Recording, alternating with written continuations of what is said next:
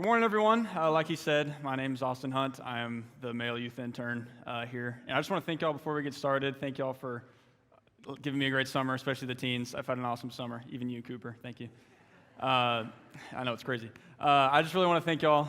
It's been an awesome time, and I hope that I've maybe made an impact on y'all, maybe? I don't know. I hope so. So today we're going to be talking about Desperate for Mercy. We're going to be continuing the series that Brandon has started. And before I get really into it, you might be thinking, if you were here 2 weeks ago, hey, Brandon just talked about this, like when he talked about Desperate for Forgiveness. And honestly, that's kind of what I thought when I first saw it. I was like, man, Brandon, just give me your sermon notes and I'll just do the same thing, because it's basically means the same thing. But I actually found it's a little different. So I'm going to tell y'all, just for the sake of this, a little the difference between mercy and forgiveness. So from what I found, mercy is having the power to inflict deserved consequences, but choosing to refrain. Now, that's a little different from forgiveness. Forgiveness is more about your mindset and how you view that person, not necessarily the consequences that you can inflict on that person. So that's the main difference I want to communicate, because I know it can be a little weird. Mercy and forgiveness are pretty similar. But I just wanted to start with that real quick. So there's been plenty of times in my life where I've been desperate for mercy. I have two stories today that my parents are here today, and they know these stories very well, unfortunately. So this first story, this was when I was about 4 years old. And so we used to like to go into Texas Rangers games. I don't know if any of y'all are Rangers fans, but go Rangers, woohoo. Thank you, appreciate it. So they had these little wooden baseball bats that they would give, not give, I think we'd had to buy them, I don't remember. And they were about this long, they were about this wide, and I had a couple of them at my house, because my parents were cool and they bought them for me.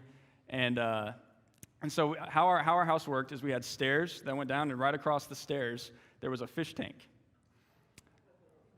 Yeah. So as a 4-year-old, I was, running down the stairs with swinging my bat. Woohoo! I'm having a great time. And next thing I know, I kind of black out, and then I see water pouring everywhere. Fishes are flopping everywhere. My mom's yelling at me. The carpet's all wet. It's a disaster. It is really bad. I really needed mercy right there. That was a bad situation. And then about 3 years later, when I was about 7, me and my brother Jonah, who's also here, great dude, mostly. We were playing with these little plastic football helmets with all the football teams, and we were just like flipping them, having a good time. And naturally, as two brothers do, especially ones that are pretty close in age, we started to get into an argument, because what else do you do when you're that young? So he threw a plastic football helmet at me. And so the natural response of a 7-year-old would be, throw it right back at him. He deserves it. He should get his punishment for trying to spite me. How dare he do that? And so, as a 7-year-old, I didn't throw that hard. So when I threw it at him, he dodged, because he's older than me. And unfortunately, there happened to be a flat-screen TV directly behind where I threw. And I said I don't throw very hard as a 7-year-old, but I threw hard enough, let me tell you that. I threw hard enough, and there was a giant crack in the TV. Now, luckily for me, my parents were actually asleep, and they were taking a nap because it was a Sunday. And I was like, oh, man, I can get away with it. Maybe it'll work with a giant crack in it, Maybe they won't notice. So I went upstairs and I started playing on my DS, just to, not worry about it. And then, about an hour later, I hear the dreaded, Austin, coming from downstairs. And I was like, oh, my life is now over. So yeah, that was a great time. But yeah, I've been in desperate need of mercy really bad. And they actually gave me mercy, surprisingly. I didn't have to pay for any of those things. And if I did, I'd probably be in debt still. So I appreciate it. Thanks, Mom and Dad. Y'all are the best. But yeah, so maybe y'all are desperate for mercy. Maybe you have a broken fish tank story like me. Maybe you have a broken relationship story. Maybe you have a story where you've been wrong. You've completely wronged someone else, and you need mercy from them. Maybe you need mercy from God. Maybe you've done plenty of things in your life that have required mercy. So that's what we're going to be talking about today. We're going to be talking about a story in the Bible where someone was also in desperate need of mercy, and that's going to be found in Luke 15, 11 through 32, if y'all would turn there with me. It's the story of the prodigal son.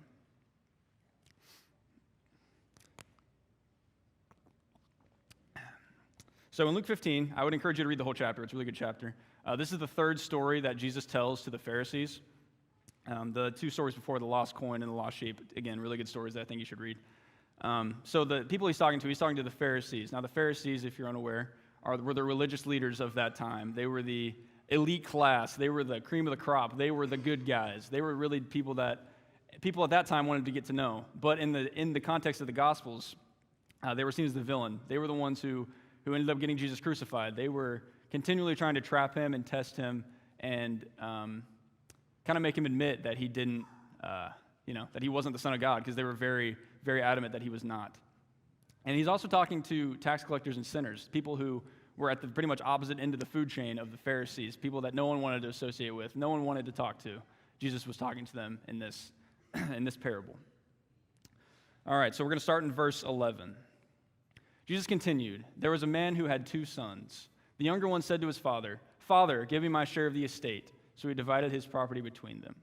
So in this story, we're introduced to 3 people right off the bat. We got the father, and we got his 2 sons. So the younger son asks, "Hey, why can't I just have my inheritance now?"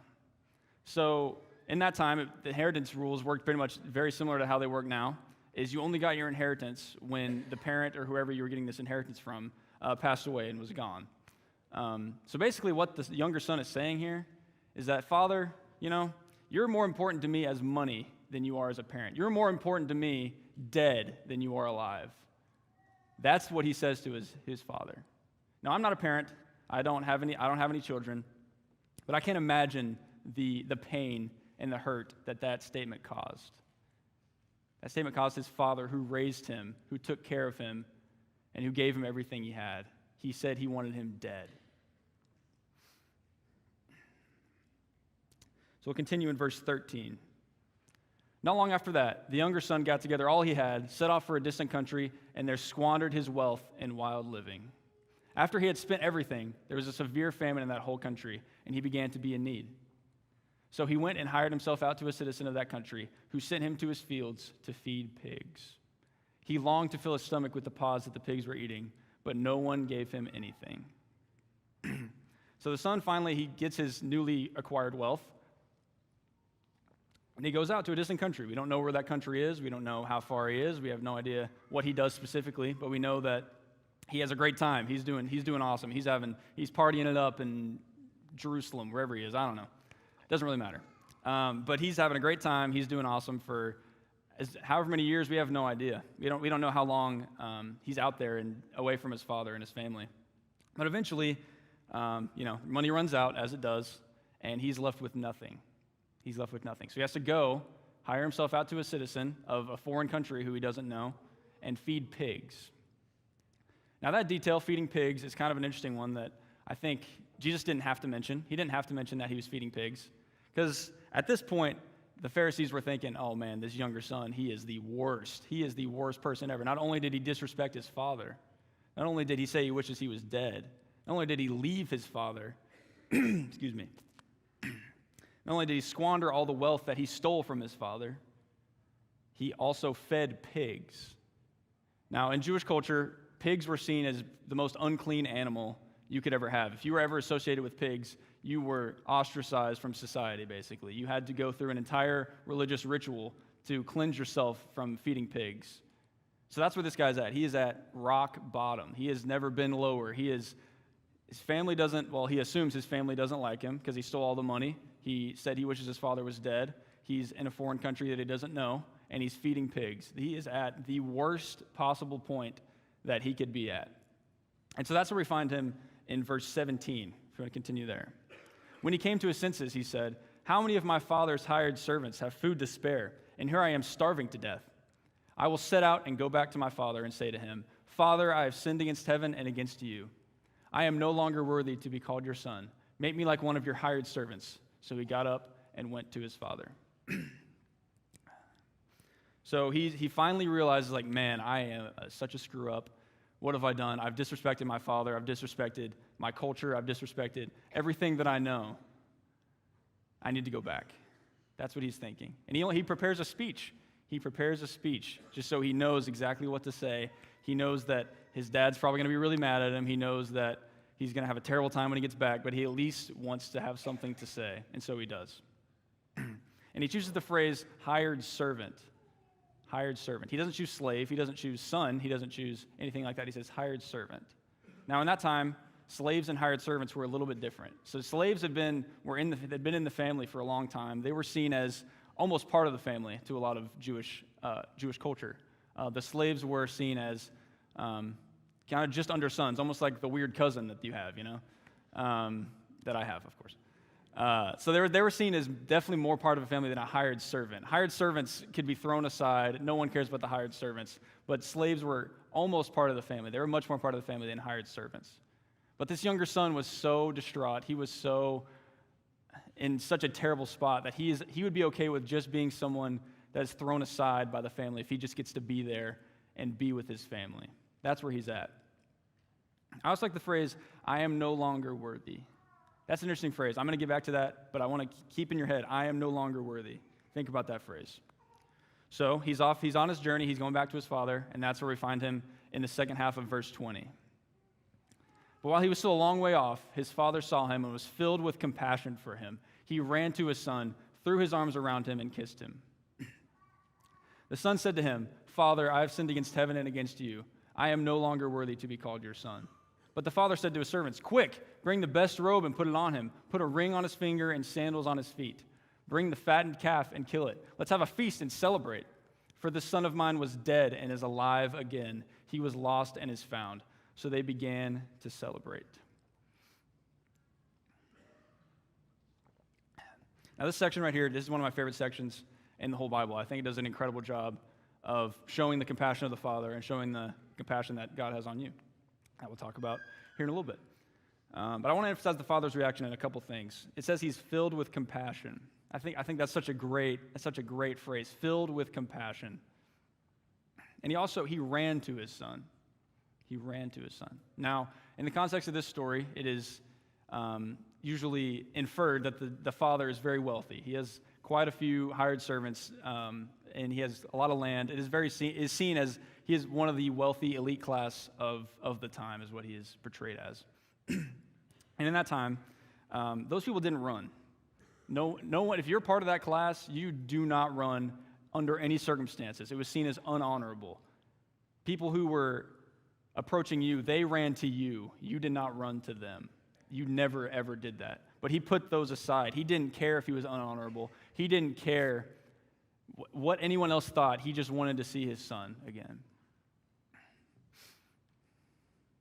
And he ignored the prepared speech that the younger son had. He had this whole thing prepared. He's like, oh man, my dad's going to start yelling at me. He's going to be so mad, but I at least want to get this word out. And he did, and then the father just skips right over it. He doesn't even hear it. He just says, quick, get this guy all these things. Like he doesn't even hear what he just said. And I think that's such an incredible detail. I'd love to hear Jesus tell that part of the story because I think he did a great job of that.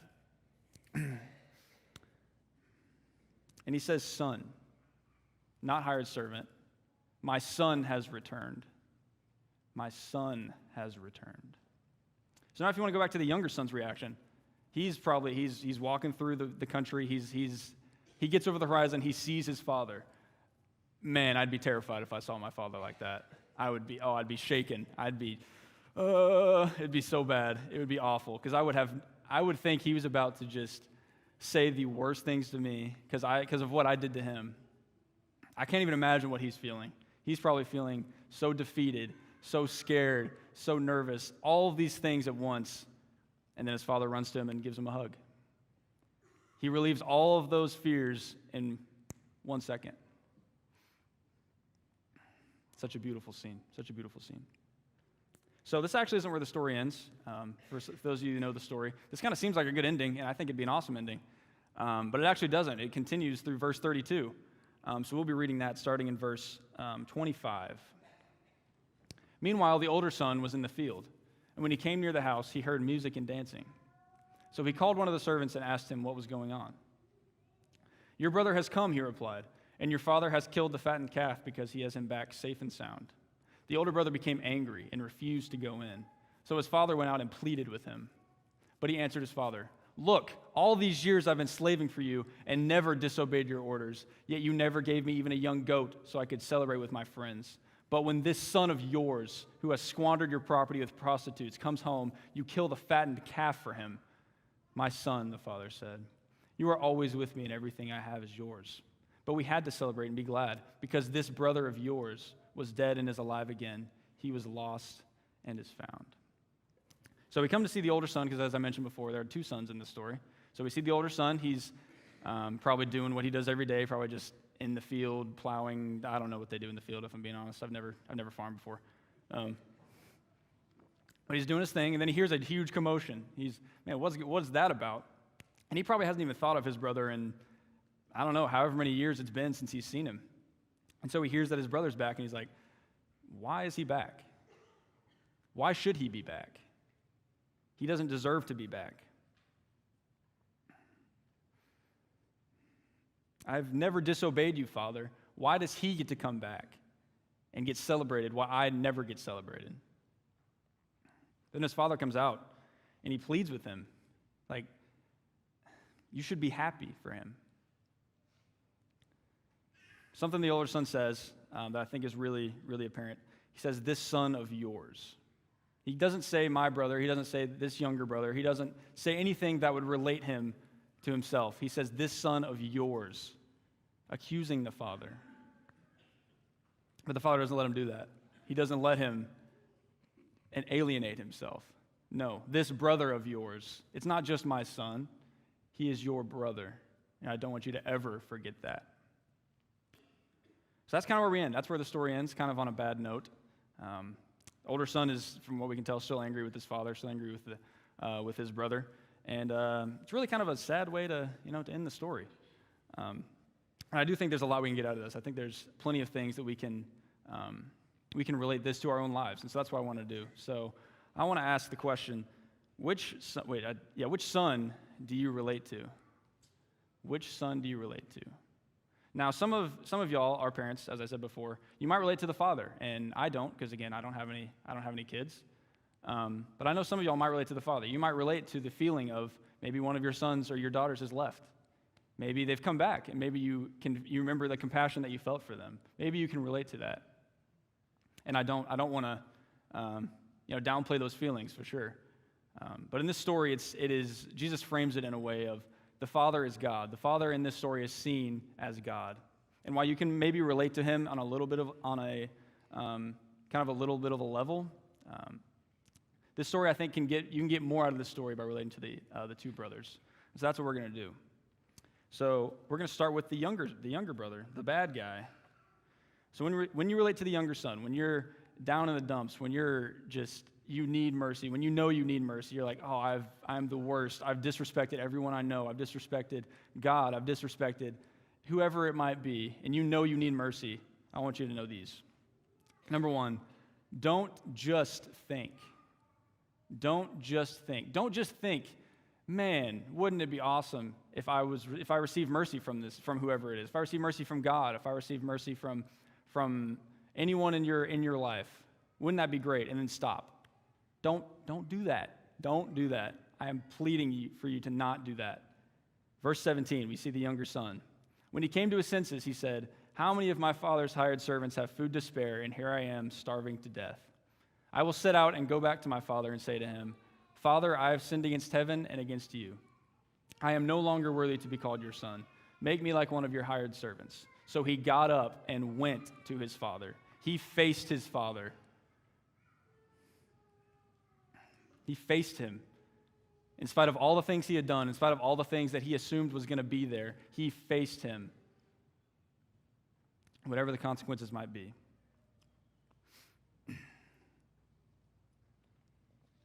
Number two, God is patiently waiting for you. God is patiently waiting. See in verse 20, we see the father. But while he was still a long way off, his father saw him and was filled with compassion for him.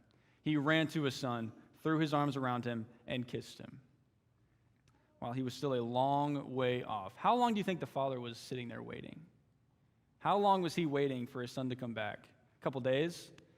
A couple months? A couple years? We don't know.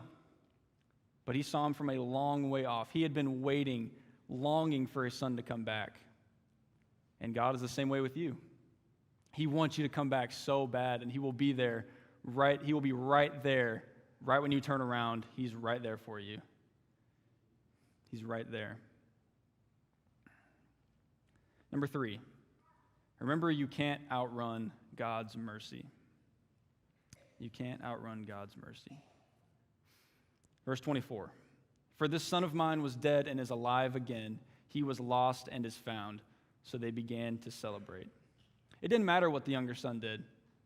The father didn't even ask. He doesn't care what the younger son did. He doesn't care through all the things he's done. He doesn't care that he fed pigs. He doesn't care that the last thing he said to him was he wishes he was dead. He doesn't care. He doesn't care that he went to a foreign country.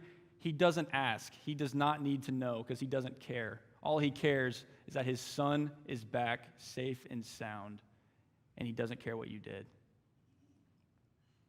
The son could have come back maybe 20 years after he did, 20 years later, and the father would still be there waiting, and he would never, ever outrun his father's mercy, just like you can't. It doesn't matter what you've done. It doesn't matter who you've hurt. It doesn't matter if you've hurt God. It doesn't matter if you've hurt any amount of people. It does not matter because God is there for you, and you can never, ever outrun what God wants for you. So we actually have two characters, like I said, to relate to. So that was the younger son. So if you relate to the older son, first thing I want you to remember if you relate to the older son, maybe who's more angry, who was not very happy that his son his brother had returned, I want you to think these three things. Number one, put aside your biases and celebrate with God. Celebrate with God. Verse 32. But we had to celebrate and be glad because this brother of yours was dead and is alive again. He was lost and is found. The father goes out and pleads with his older son. Please come back in. Please come back in. He doesn't even say come back and forgive. Come back and show him mercy immediately. He wants to come in and celebrate. Celebrate that he's back. Celebrate that he's back. It should be a happy moment that his son is back. Just like it should be here. Someone walks through those doors you don't know. That should be a happy moment. We should be excited when someone we don't know comes to this place. I feel like all too often we forget that. Because as we saw before, the older son wasn't celebrating.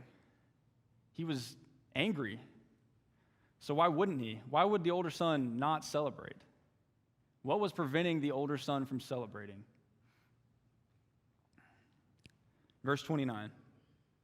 But he answered his father, "Look, after all these years I've been slaving for you and never disobeyed your orders, yet you never gave me even a young goat so I could celebrate with my friends.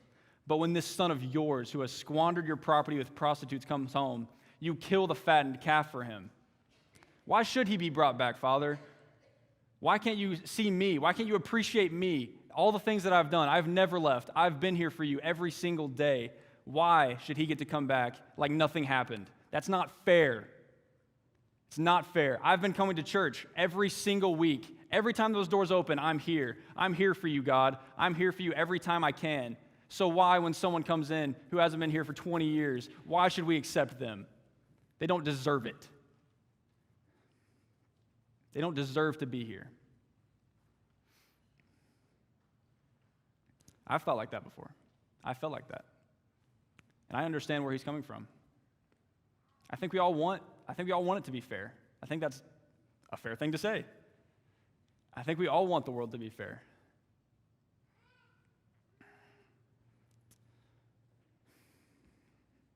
Second thing I want you to remember if you think like this, just like me. Remember that you disobey all the time. All the time. In verse 29, he says, I have never disobeyed your orders. Never. Is that true? Thank you, Cooper. It's not true. Exactly. That can't be true. There is no way the older son has never disobeyed his orders. Not once. It's the same with you and me. We disobey all the time. Why should we act like we're better than anyone else who walks through here? Why should we get to act like that? We shouldn't. That kind of leads into the third point. Remember, you aren't qualified to judge anybody. You aren't qualified. The fact that you disobey immediately disqualifies you from judging anyone in here. Anyone who walks through the door, anyone who you meet, you do not have the right to judge them. James 4, 11 through 12. Brothers and sisters, do not slander one another. Anyone who speaks against a brother or sister or judges them speaks against the law and judges it. When you judge the law, you are not keeping it, but sitting in judgment on it. There is only one lawgiver and judge, the one who is able to save and destroy. But you, who are you to judge your neighbor? Who are you to say that someone can't walk through here? Who are you to say they don't deserve to be here? Who are you to say that just because they're not wearing something that you don't like, that means they can't be here? Who am I to say that? Who am I to say because, oh, I don't like this person, they shouldn't be here? Who am I to say that? I don't get to sit on the judgment throne. I don't get to make those decisions. God does. God sits on the throne. He is the one who gets to make those decisions. And guess what? He offers you mercy just as much as he offers anyone else. Anyone who walks through there receives mercy just like you. Just like you.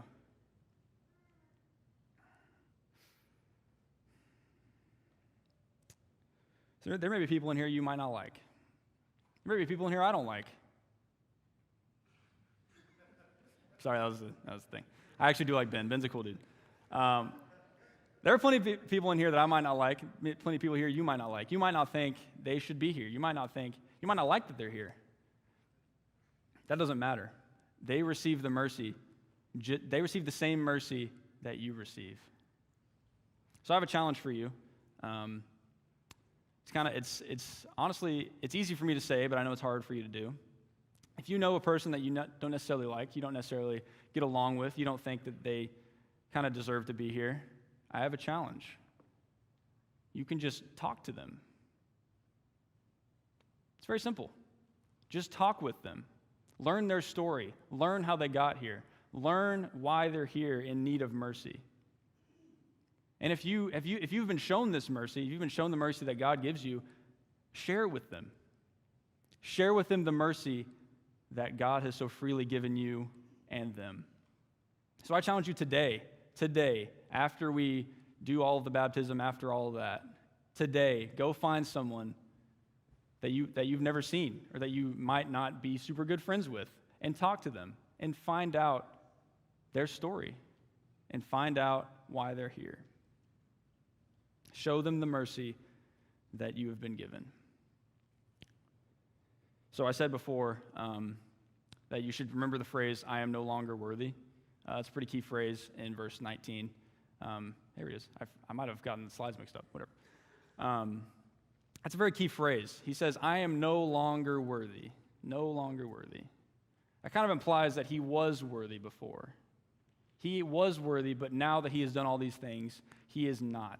He is no longer worthy because of the actions that he does. That's true. You aren't worthy because of the actions that you do. But you were never worthy in the first place. This necessitates that you were worthy. You are not. I am not. No one in here is worthy of the mercy that God gives you. But he gives it to you anyway. In spite of all of your sin, in spite of all the terrible things that you do, God still elects to give you mercy for basically no reason, which is, I think, incredible. I think it's incredible that he gives you the mercy just because he loves you so much that he can't bear to see you be gone. I think Charles Spurgeon does a great job of summing this whole thing up. Charles Spurgeon was a great preacher in the 1800s, I believe. I found that out like yesterday, so that's pretty cool. But he sums it up like this. Salvation is not of merit, but of grace. It doesn't matter what you do. It doesn't matter all the great things that you've done. I'm not going to say you shouldn't do good things, but at the end of the day, God's mercy is all that matters. God's mercy is the thing that keeps you going. So imagine if we thought like this. Imagine if this church was known as the church where we gave mercy and we showed mercy to everyone who walked through the door. Everyone who came through was received with open arms and was able to joyfully receive the mercy of God. Could we keep people out? Could we keep people out of here if we were preaching that this is a place where you show mercy and where you receive mercy? I think it'd be an incredible place. Because at the end of the day, it doesn't matter if you relate to the older son or if you relate to the younger son. That doesn't matter. Because at the end of the day, neither of them were anything without the Father. They were nothing without the Father. And it doesn't matter if you relate to them, because either way, God's mercy is waiting for you wherever you go and wherever you turn. Would you please pray with me? Dear God, thank you for the mercy that you so freely give us. Thank you for loving us so much that you would send your Son to die for us, and that you would be so willing to give us mercy that we didn't deserve and we didn't earn. I ask you to help this church and this place to be to be a place where people can be welcomed in and be shown the mercy that you have given them so freely. And I thank you for this church, and I thank you for how they've welcomed me in. And I ask that the way they welcome me in will be available to all who come here. In your Son's name I pray. Amen. So if you're ready to receive the mercy that God has so freely given you, we're going to have ministers up front. We're going to have shepherds in the back. And they would be more than happy to talk to you about whatever you need. And I ask that you do that as we stand and as we sing.